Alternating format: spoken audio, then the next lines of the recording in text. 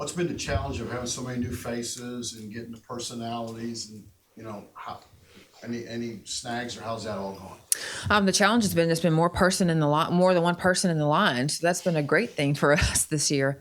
I wouldn't call it a challenge. I would call it an opportunity. I think what it created for all of us is a chance to get better. I think our players who returned from last year knew that we needed help. They knew that there were things in their game they wanted to work on, and they knew we were going to bring people in. And I think the additions that we made to our roster, be it our high school players that are now freshmen or our transfers, came here seeking an opportunity to get better and to grow and to evolve and to become professionals. And so you take the mix of those two things and you've got 15 women who want to be better every day. We have competitive practices, competitive environments, and our chemistry is great. We were very honest, clear, and direct in our communication with everybody that's here. It's the only way we know how to be in terms of earning a spot versus having a spot being given to you. Because in some situations last year, let's just be honest, especially when we got down to 7 and we were hurt, the question was, did you earn a spot or did you play out of necessity? And that's not to say that you won't play this year or that you don't have a chance this year to earn a spot. But this year, for everybody returning, you will have to earn your spot because there's going to be competition at every position. That has elevated us, that stretched us, that's made us better. And I'm happy to say that our chemistry is as good or better as it's ever been. You have obviously developed an incredible rapport with the team and vice versa, but talk about your approach to treating this like a business also and trying to develop these young ladies' mind frame into it's about big picture goals and it's about for people around you and specifically with your handbook and the themes and the goals and all those things. Yeah, thank you, Katie Lee.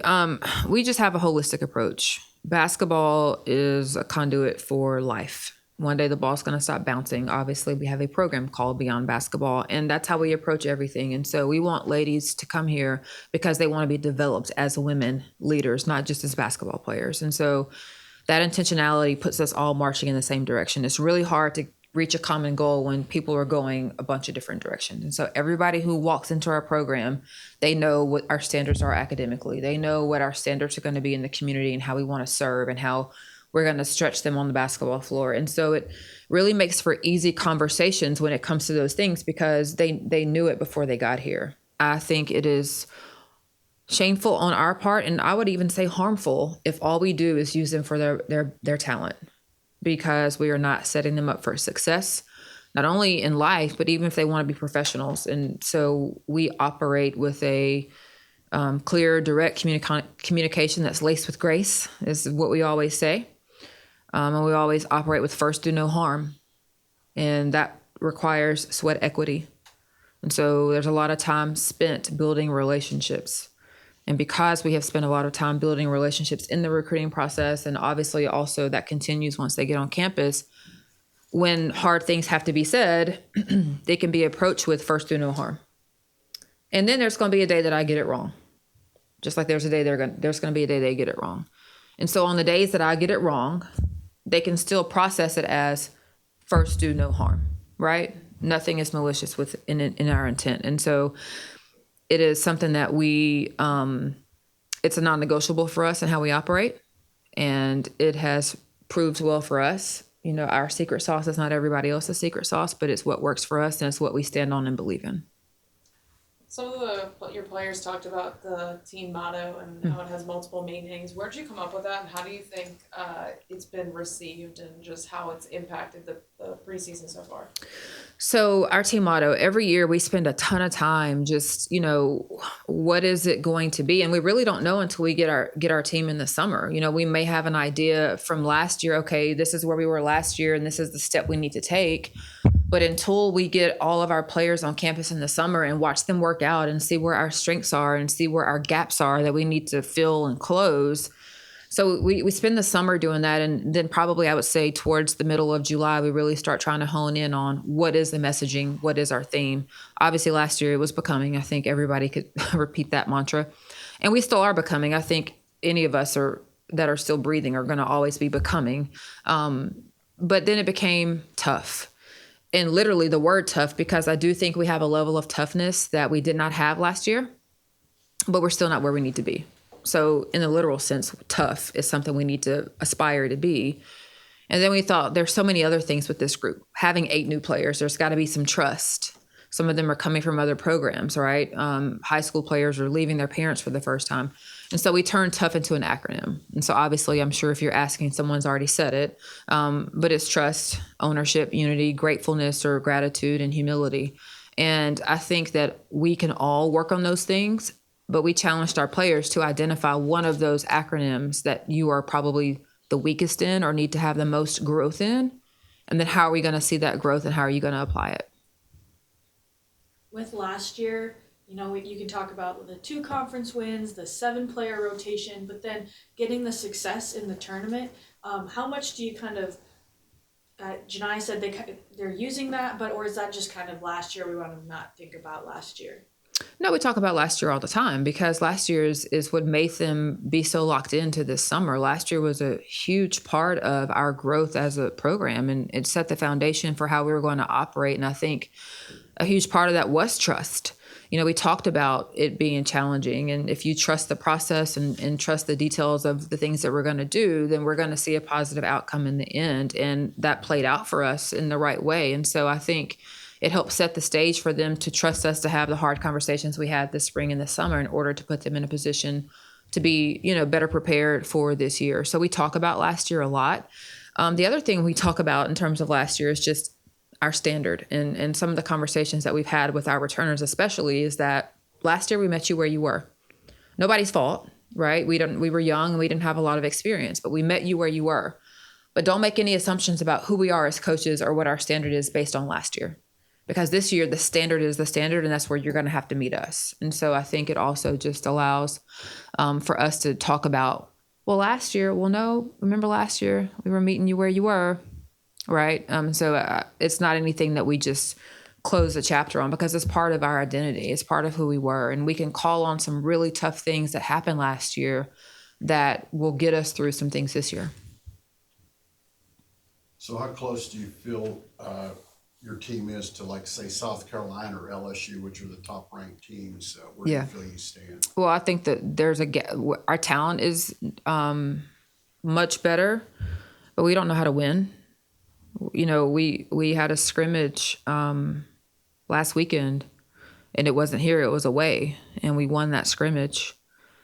And we're getting off the bus when we return to College Station, and Jani says, we got our first road win. We didn't win a game on the road last year. I mean, the SEC tournament's a neutral site.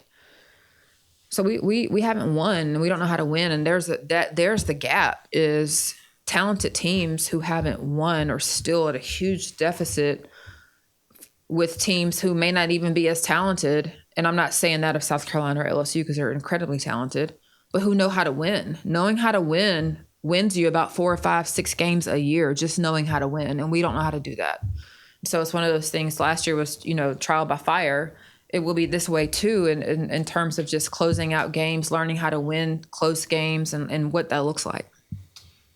You mentioned chemistry really good right now. What about when do you feel the chemistry will be there on the court because you don't play any exhibition games or whatever? Yep. And you're going to use non-conference really to hopefully, what about that on-court chemistry? We'll tinker with it. I like to leave positions open for as long as possible because I want everybody to have a fair opportunity to earn their spot. We've had 3 closed scrimmages, 2 against, other Power 6 conferences, and they were really, really good for us. And 1 against our practice guys, had refs at all 3.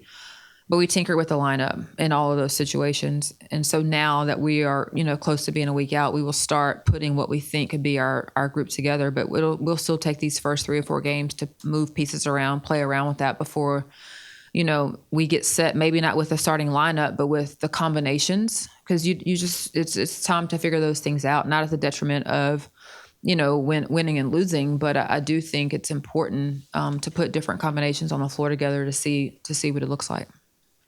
You obviously have a very talented freshman group, so I think one that you're very excited about. But the freshman role of a 2022-23 year looks very different than a 23, 24 year. Right. So talk about your approach and how you're developing those young ladies to find a role versus them just giving time.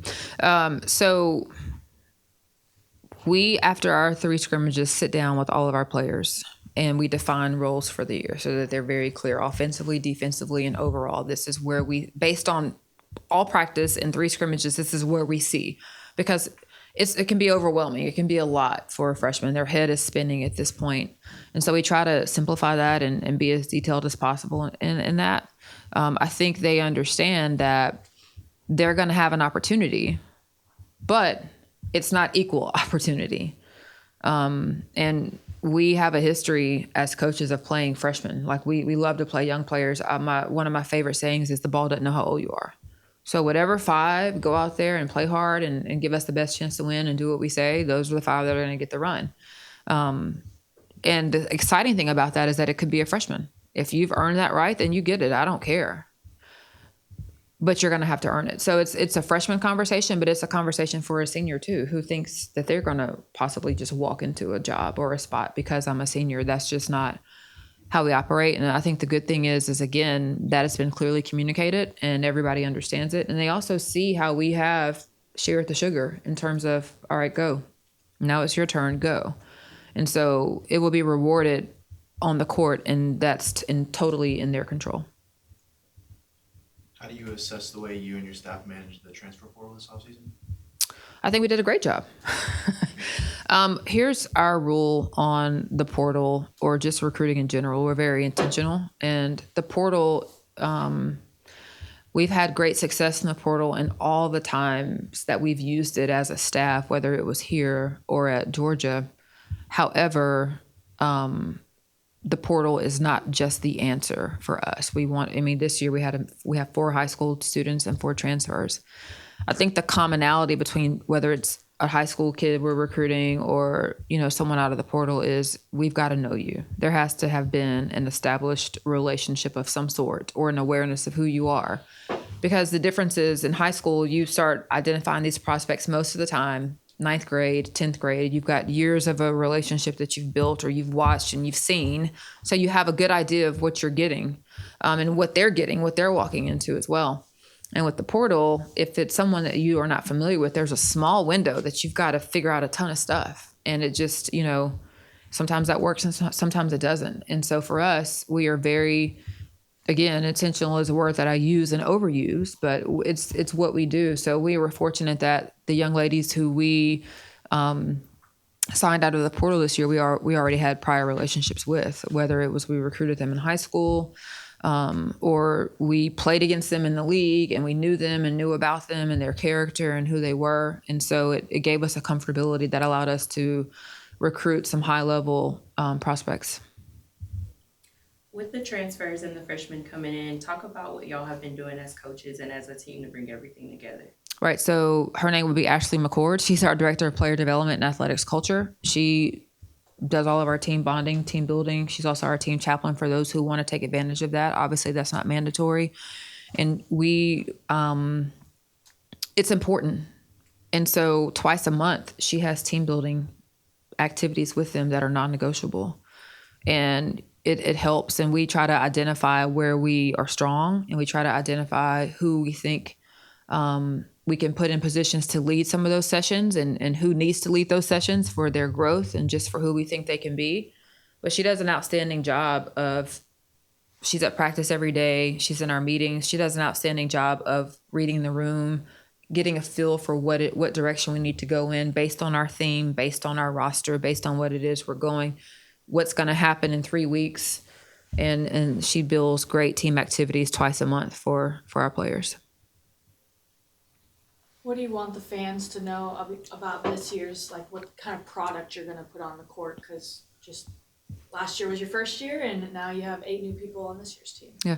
I think the fans, number one, can expect some of the things they saw last year, meaning we're going to play hard, we're going to love each other well, and we're going to get after it, no matter what it looks like. And I think we just showed that last year and just their fight and their grit and their trust in the process and in each other. I think new things they can expect is just an uptick in talent. Like the level of talent has dramatically increased. And so we're excited that we have moved the needle in the right direction, which is one of the things that we focused on when we got here. And I think you're going to be able to see that immediately when you watch us play. Who'd you scrimmage? Can't say. I knew you would. Is that it? All right. Thank you guys. Good to see you.